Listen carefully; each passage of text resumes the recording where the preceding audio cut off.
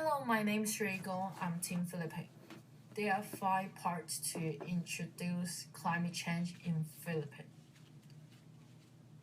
The first part is introduction by 5 subtitles: ecological, political, social, economic, and cultural. The background of Philippines. And the Philippines has an extremely diverse population that speaks over 80 different languages and dialects throughout the countries, spread of 7,107 islands in the Western Pacific.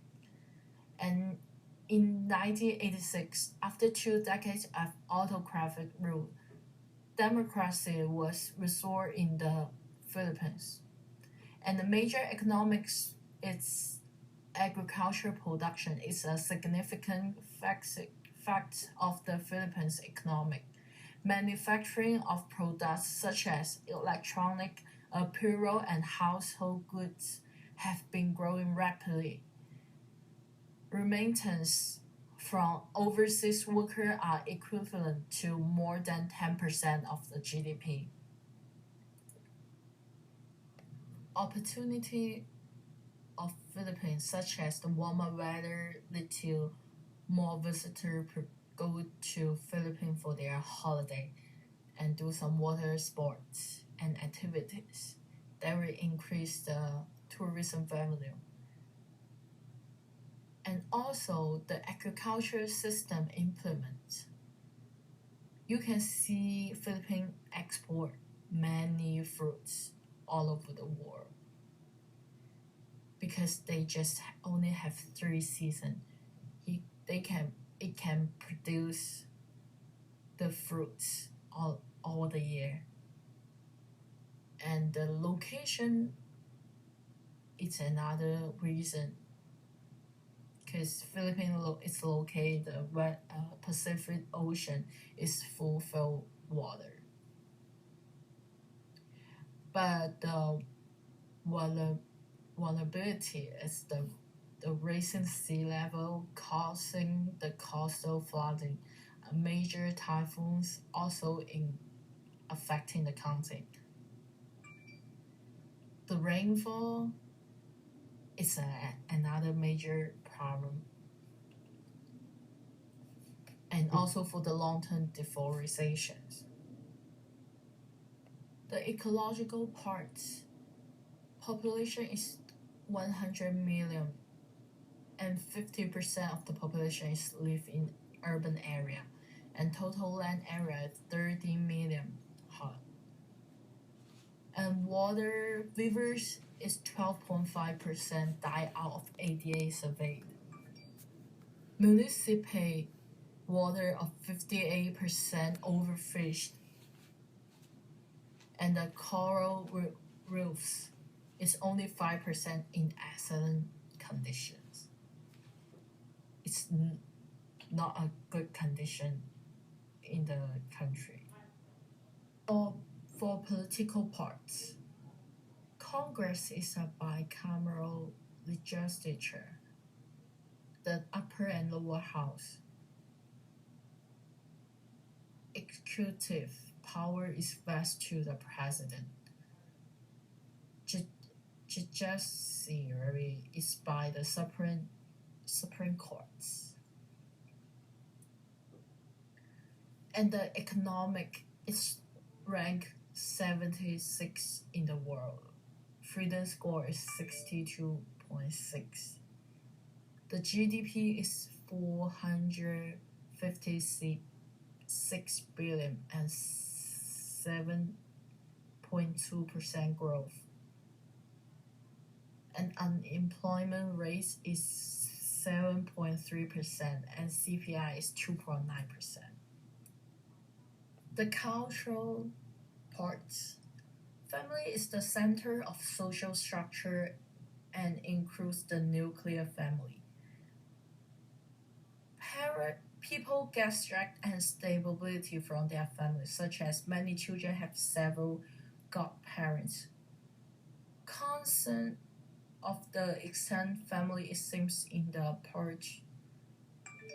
provide the family members when they seek employment. It's common for members of the same family to work for the same company. Concepts of shame. Yeah, it's shame and it's a motivating factor behind behavior. It's a sense of social priority and conforming to social norms of the behavior. Philip, Philips believe they must live up to the accepted standard of behavior, and if they fail to do so, they bring shame not only upon themselves but also upon their family. And the second part, we talk about the economic relates to the climate change, the fossil resource, and forest. I will talk about the history of economic before industrial revolution. 5065 pre-colonial native society. Economy of the barricade was closely linked to the water. Governance by the dead to no record of the inner barricade chain. And go to the 5070 plus like 300 Spanish colonization. Small barricades easily fell to the Spanish conquistadors. Dual economic absence of the strong manufacturing and industrial sector, agriculture, and then divide into the poverty sector. Go to the parts of the fossil fuel burning and deforestation. The fossil fuel, we can see the diagram. It's like tend to increasing, but during the time from 1988 to 1982 to 1988 is decreasing, but it go increasing after 1988. Deforestation of the Philippines is a process that began in 1521 with the coming of Spanish colonizer. Before 5021, the forest was an integral part of Philippine life. After 5021, the forest became commercialized and lumber gave economic value, with the important model for forestry into the Spanish Philippines. The forest became the factory of producing timber and money. Under the large demand of the colonizers Spain and the United States, deforestation became more and more widespread and serious. According to Grove Bangoff, the forest cover was 92% of the land when the Spanish came to colonize the Philippine Islands. However, it decreased to 49 to 56% when the United States set up the colonized region in the Philippines. Interestingly, the Philippines turned from a timber importer to an exporter in 1900 and became an important supplier in the world timber markets. For urbanization's history, we can see the diagram from 1960 to 2010. There are 19 million people live in rural area in 1996, only 8 million people in urban area. And to 2010, there is like 50% people live in urban area and another 50% live in a rural area.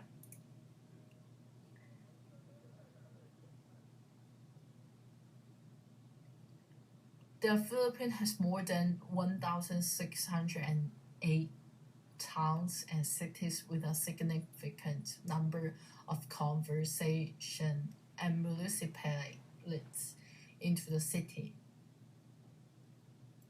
And to the year 2060, new cities were created and 50 more were converted into the first half of 2001, bringing to the total number of city to the 100 and 150.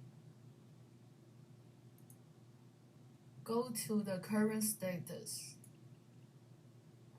The economic change after Industrial Revolution. 1896 to 1903 is war economy. Serious dislocation were in public agriculture. Rice output became only 55% of pre-war output for war was broke.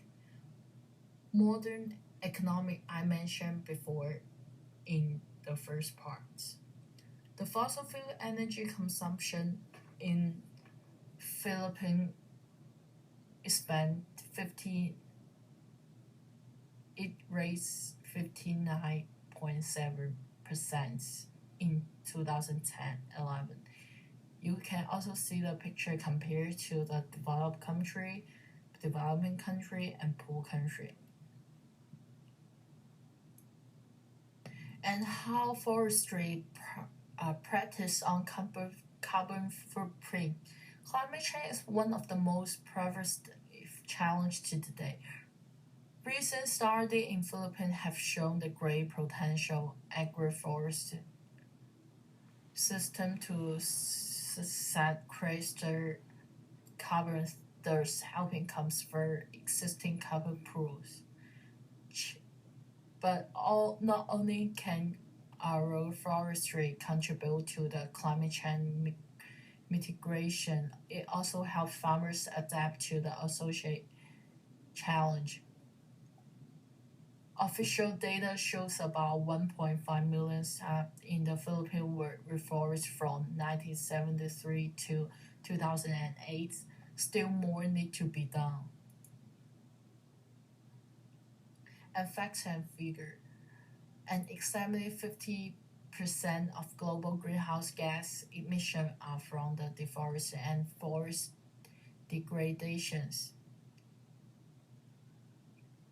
And only around 20% of Philippines forests remain. The country has about 8 million hectares of degraded and non-forest land.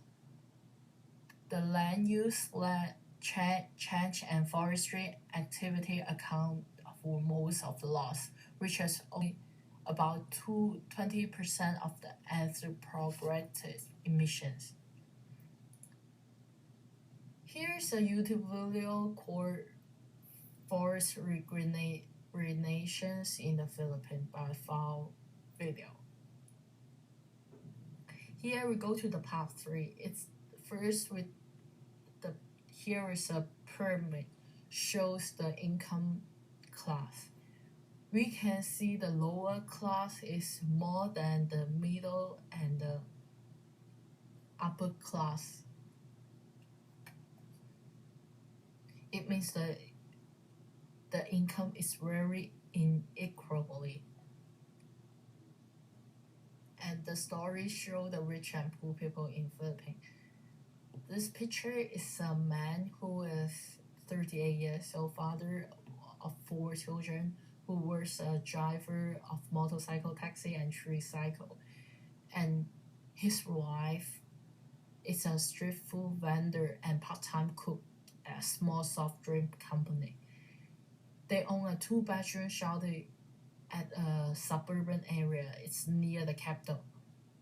All their 4 children study a public school where they pay only 100 pesos. It means like 2.3 bucks for each child annually, and require school to contribution. The father works 60 hours daily with only Sunday they have a rest day, and even the weather is so how bad for the weather. And Nancy, his wife, sells sweet banana snack with she herself cook. They earn combined income is about 20,000 peso a month. mostly like $462, just enough to put food on the table 3 times a day and pay for their household expansions. And we can see the rich family. It's 35 years so far. There are 4 children also, and work as senior marketing consulting and a multinational company dealing with e-commerce. His wife is it's 39 years old. It's a car manager in an international airline company. He decided to become a full-time mother with associate debating in the food catering business. They have 2-story house in the upscale subdivision south of the capital with a 5 bedroom and 5 bathroom. They have 5 housemen and 3 cars. They pay a combined annually tuition fee and other school expansion for approximate for 6,000 for their 2 old child who gave a private exclusive school. And the third child is enroll a private daycare center also. And their 3 young children both speak in fluent English and a manner like grows up. One combined income is 6 digit, and I save 10% of that every month, by the father said.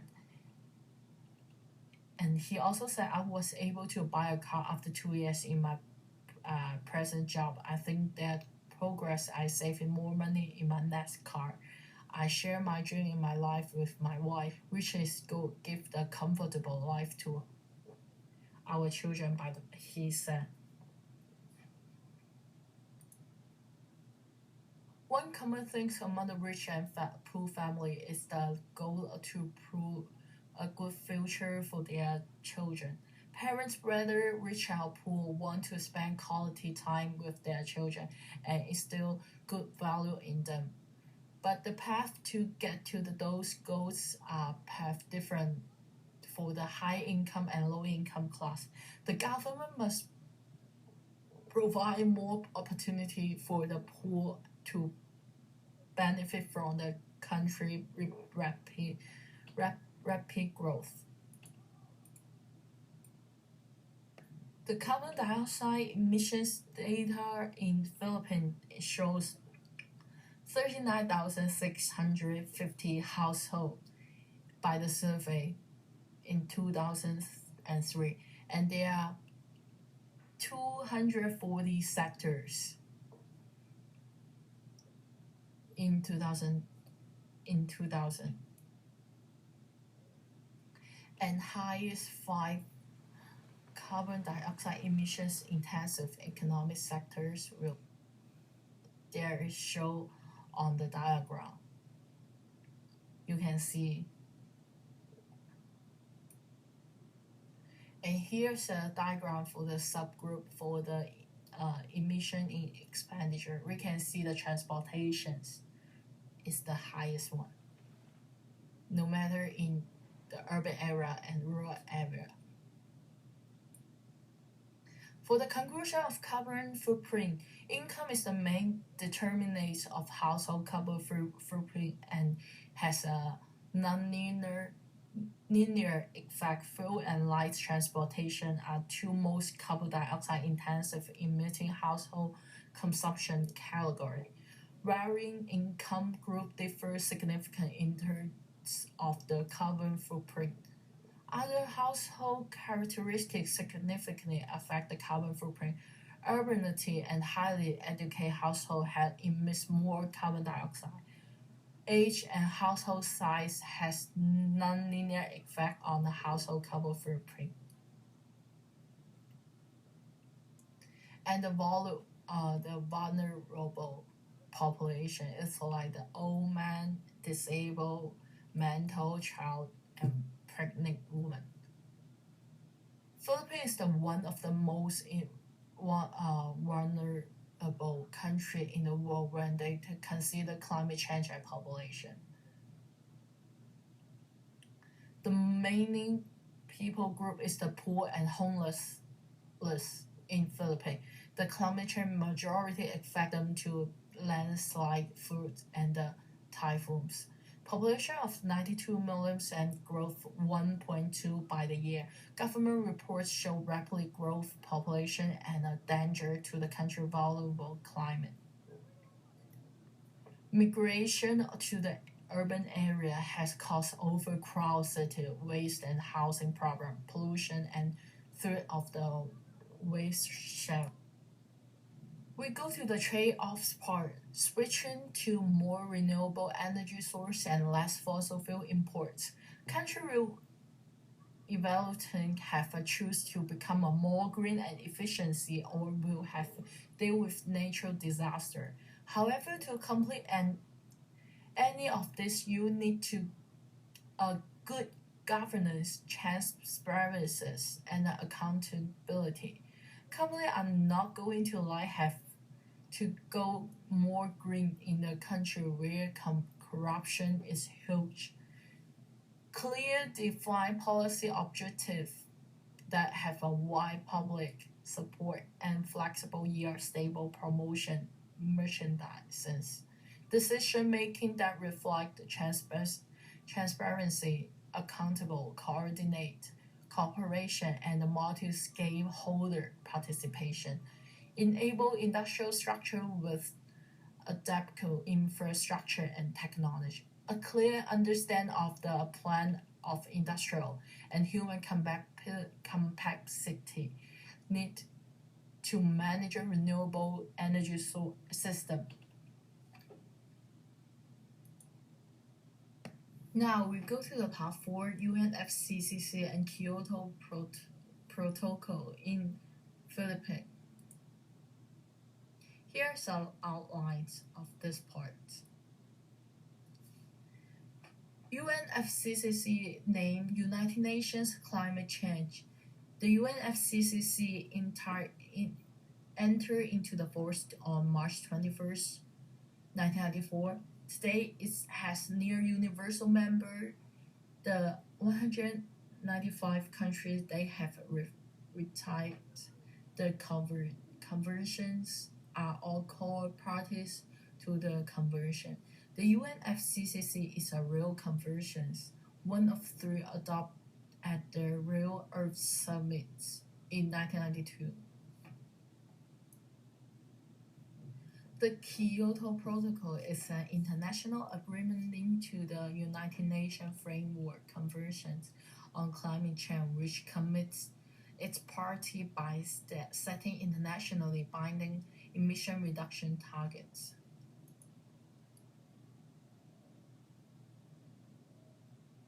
And here is the Doha amendments.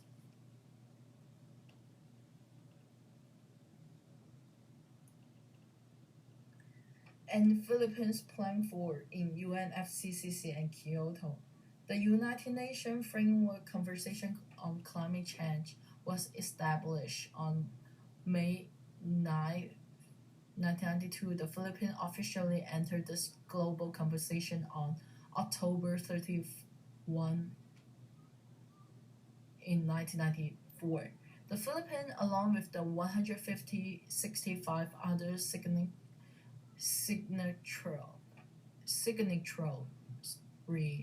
entered the UNFCCC due to the growing concern over global climate change and stabilize greenhouse gas concentrations in our global atmosphere. Philippines set up a climate change act of 2009. This pivotal act shaped several working facts within Filipino environmental policy.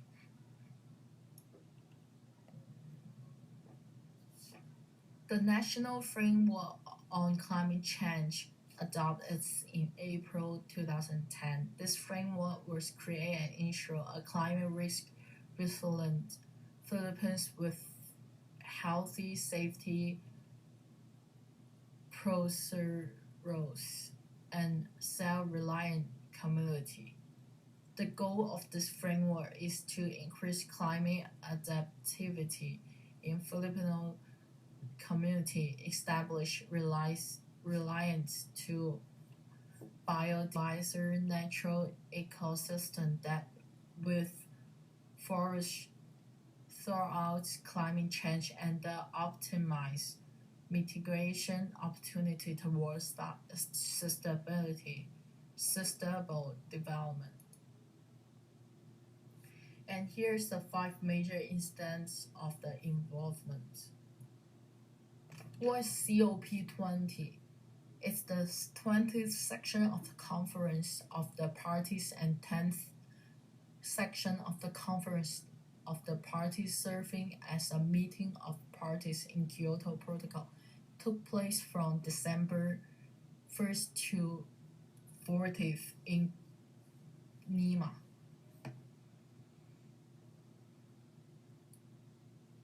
And clean CDM is Clean Development Merchandise. It differs Article 12 of the protocol allows the country with the emission reduction and or emission elimination commitment under the Kyoto Protocol to implement an emission reduction project in developing country. Such a project can earn sellable certified emission reduction credits, each equivalent to 1 ton of carbon dioxide, which can be counted towards meeting Kyoto targets.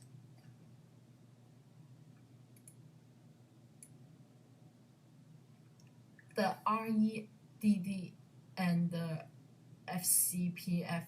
FCPF means Forest Carbon Partnership Facility, become operational in June 2008. It's a global partnership focused on the reducing emission from deforestation and forest degradation. Forest can stock conservation, sustainable management of forests, and enhancement of the carbon stock. And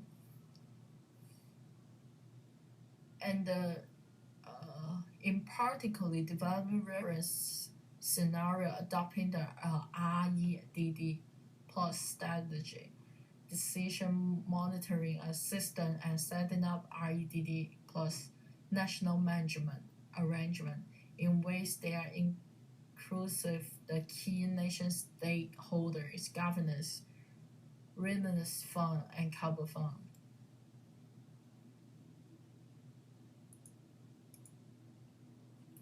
And ET means the International Emission Trading.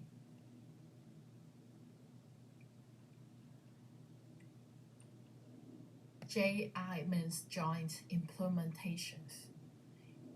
It defines Article 6 of Kyoto Protocol allows a country with an emission reduction and elimination commitment under the Kyoto Protocol to earn emission reduction units from a emission reduction or emission removal project in another XB party, is equivalent to 1 ton of carbon dioxide, which can be counted toward meeting its Kyoto targets. JR offers parties a flexible and cost-efficient means of fulfilling a part of their Kyoto commitment, while the host party benefits from the foreign investment and technology transfer.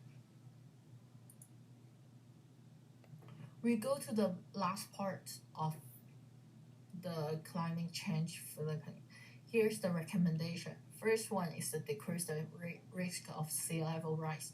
Environmental hazard results from sea level rise and associated storm surge will be a great concept of low-lying regions in Philippines.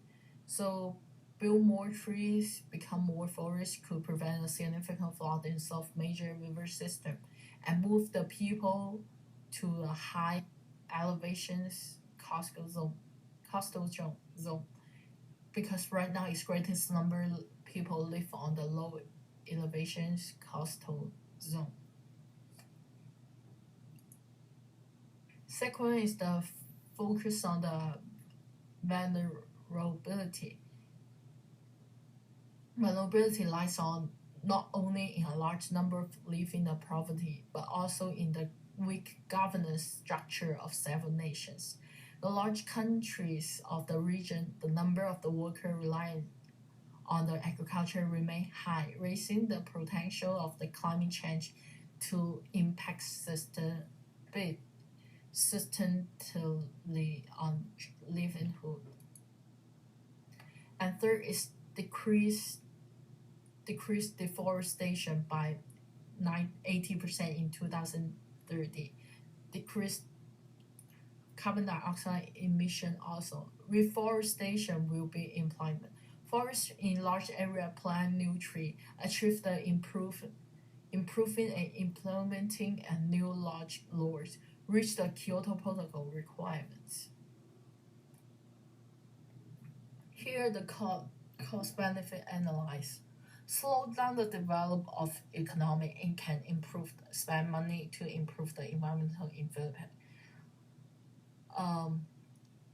Increase more public service to improve the human health. Build a new house, people can to live to higher elevation coastal. They to save their life. Slow down the global warming to less burn the fossil fuel. Aquatic ecosystem to take care of the aquatic ecosystem. Use more renewable energy, usually needs specific device. Create more job can to increase the people living standard. The social analysis first is the poverty. It's 26.5% of population fell below the poverty line, which means the individual earning less than 84 pesos a year. Population rapid increasing. There is 2.3% increasing per year. Then more than 5,000 people daily are born.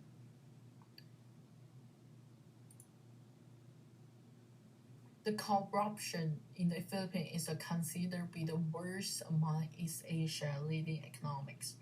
The country has sunk even lower among their seen to the lagging the governance reform.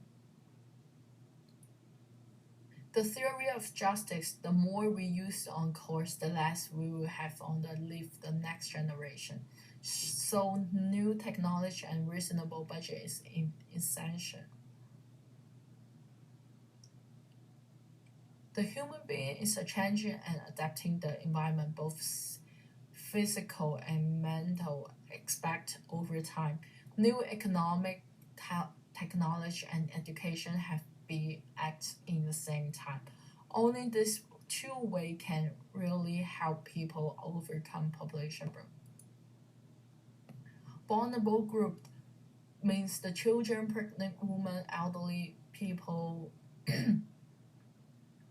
and who are ill and particularly vulnerable when the disaster strikes and take a relatively high share of the disease burden associated with the emergency. Women, for the recommendation for women, large amount of women should be able to get away from their position and to other dangerous job. And so the government should create more position, a safety position to a woman. And children should increase healthcare system, provide free nutrition food to poor children, then solve basic living issues. The farmer and fishers, like 80% decrease of deforestation will help them to increase the quality and decrease climate change. So it saved the whole Philippines. So here's my presentation. Thank you for listening. Thank you. And here my works cited. Thank you.